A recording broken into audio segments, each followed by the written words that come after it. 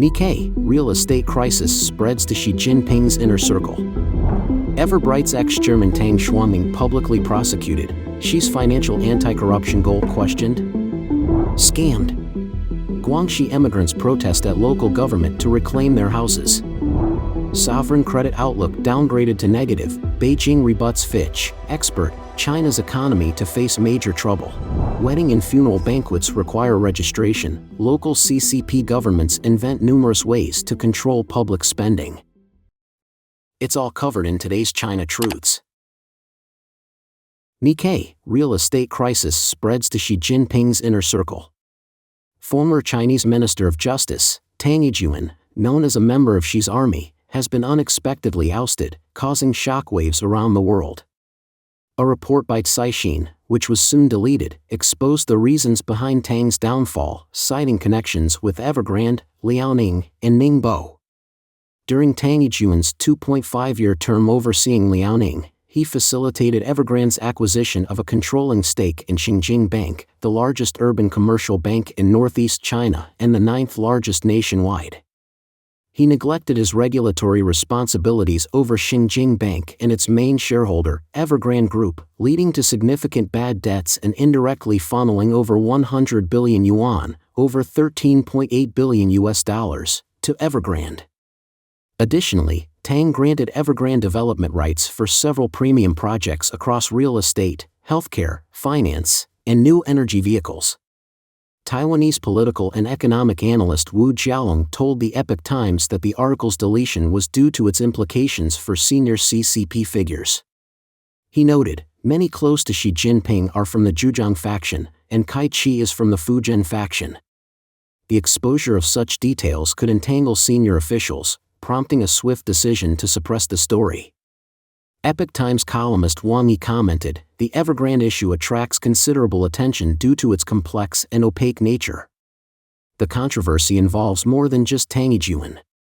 It's premature to expose these scandals fully, as doing so would disastrously tarnish the CCP's image. Nikkei commentator Katsuji Nakazawa also weighed in, noting that Tang Yijun's probe signals a deepening crisis in China's real estate sector that has now reached Xi Jinping's closest advisors, affecting his most powerful political allies. It is known that Tang Yijun, 63, has spent 4 decades in Zhujiang and is regarded as a key member of Xi Jinping's new army.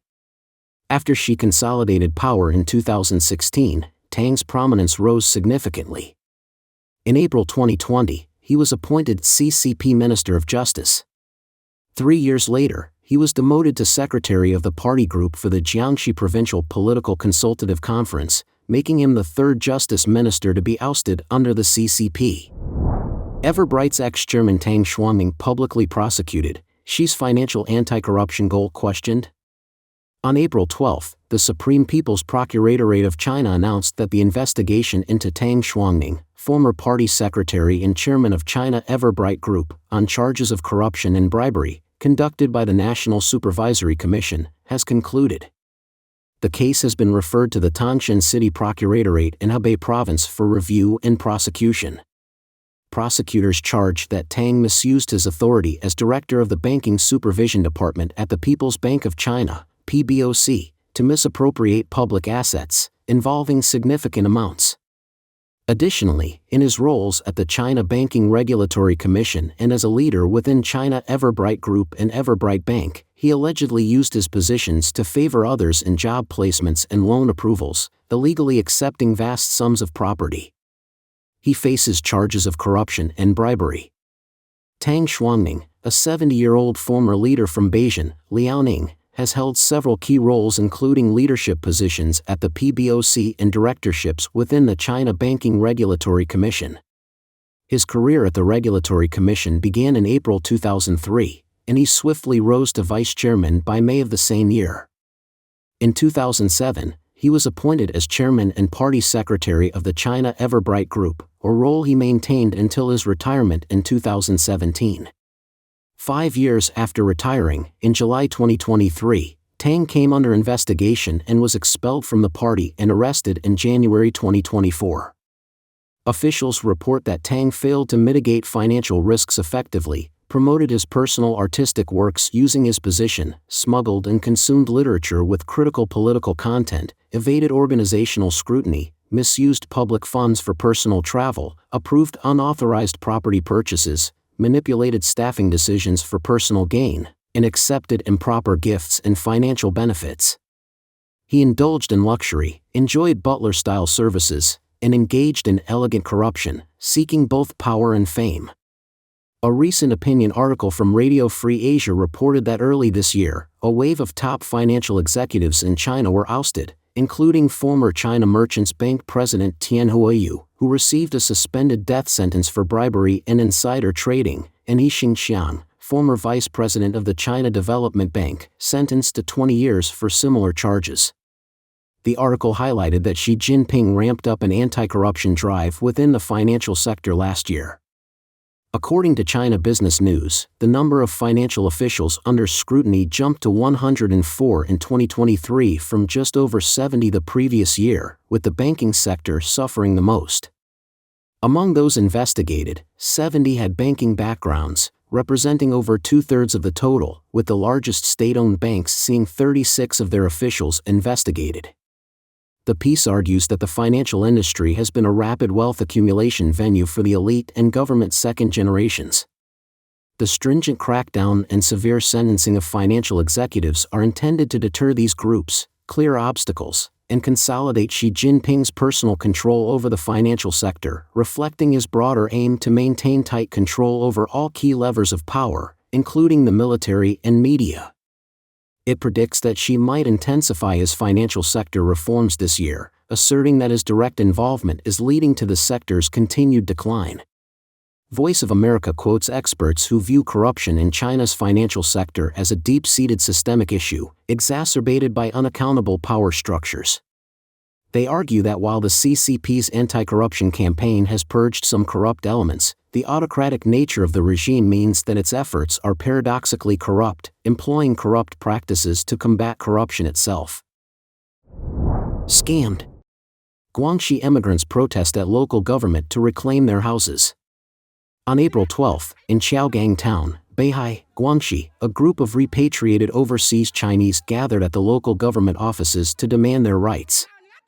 Years ago, the government demolished their homes, promising either rental compensation or resettlement housing, but has yet to deliver. At the protest, banners read, "Return our rent, our homes, and our hard-earned money." Online commentators showed support, with remarks such as "People still believe the CCP," and "How many overseas Chinese did the Cultural Revolution kill for some to still trust the Communist Party?" Criticisms continued about the lack of private property protection under the Chinese Constitution, ongoing governmental seizures of property, and the communist roots in banditry, suggesting deep-seated corruption. Others sarcastically noted, "Trusting the CCP is like willingly walking into a crematorium," and questioned the seriousness of expecting the CCP to keep its promises. Shuangning town, covering only 1.1 square kilometers, is China's smallest town by land area. It is the largest resettlement area for Vietnamese Chinese returnees in China, with nearly 18,000 people. Known for its tourism and culinary delights, the town offers an array of Vietnamese street food and products, creating an almost surreal, foreign atmosphere. The town itself originated in the late 1970s as a reaction to Vietnam's expulsion of ethnic Chinese. In 1978, thousands fled the anti-Chinese policies of the Vietnamese Communist Party, establishing a new community by the sea from what was once the Beihai Overseas Chinese Fisheries Commune into today's vibrant settlement. The Epoch Times highlights the historical migration of anti-Qing activists from China to southern Vietnam from the late Ming to early Qing dynasties, significantly influencing Saigon's, now Ho Chi Minh City, demographics with a Chinese population exceeding 500,000. Under French rule, this community became economically dominant and maintained beneficial relations with the French. By the 1950s, the Chinese population in Vietnam surged to 1.5 million, particularly in South Vietnam where they controlled over 90% of key businesses, crucially shaping the local economy and extending their influence across Southeast Asia and beyond. Their financial interactions often supported politicians, enhancing their political power. Following its establishment, the CCP promoted violent revolution across Southeast Asia, encouraging communist parties to seize power militarily. By 1975, supported by China and the Soviet Union, the Viet Cong triumphed over South Vietnam, leading to its complete communization. In 1976, Saigon was renamed Ho Chi Minh City and underwent a sweeping communist nationalization. The Viet Cong's severe measures included confiscating Chinese assets and intimidating the Chinese population into fleeing. The extent of their suffering remains unknown. This era triggered a vast refugee movement, with Hong Kong becoming a major refuge for over 230,000 Vietnamese from the 1970s to the 1990s. Additionally, the spread of anti-Chinese sentiment, driven by communist provocations from the 1960s to the eve of the Vietnam War in 1978, forced many to flee to Taiwan, the Philippines, or Hong Kong, while others, deceived by CCP propaganda, returned to mainland China. Sovereign credit outlook downgraded to negative. Beijing rebuts Fitch, expert, China's economy to face major trouble. On April 10, Fitch, a well-known international rating agency, lowered China's sovereign credit outlook from stable to negative due to increasing public finance risks. The Chinese Ministry of Finance quickly challenged the downgrade, deeming it regrettable. Fitch attributed the downgrade to rising risks as China transitions from a real estate-based growth model to a more sustainable one, which brings heightened uncertainties. They also noted that China's large fiscal deficits and growing government debt are eroding financial buffers, anticipating that fiscal policy will need to bolster growth, likely increasing debt further. In response, the Chinese Ministry of Finance voiced their disappointment, stating that despite extensive discussions and partial inclusion of their viewpoints, Fitch's criteria didn't fully recognize China's efforts toward promoting economic growth and stability. Regarding this issue, Professor Xie Tian told Sound of Hope that Fitch has traditionally been cautious and lenient in its ratings of China, often favoring the CCP. Influenced by China, their ratings lack the directness and rigor typically applied to Western countries. Yet, China's evident economic problems can no longer be disguised.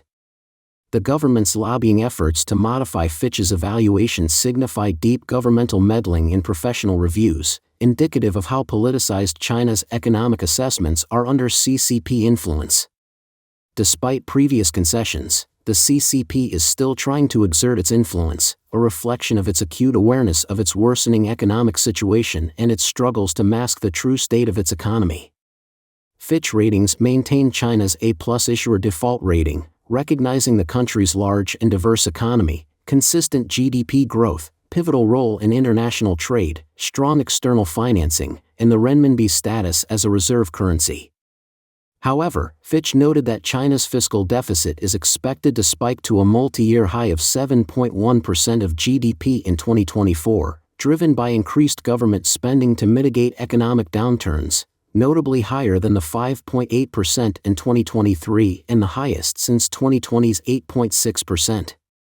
The agency also predicts a deceleration in China's GDP growth from 5.2% in 2023 to 4.5% in 2024, below the government's target of 5%, mainly due to ongoing struggles in the real estate sector and weak consumer spending.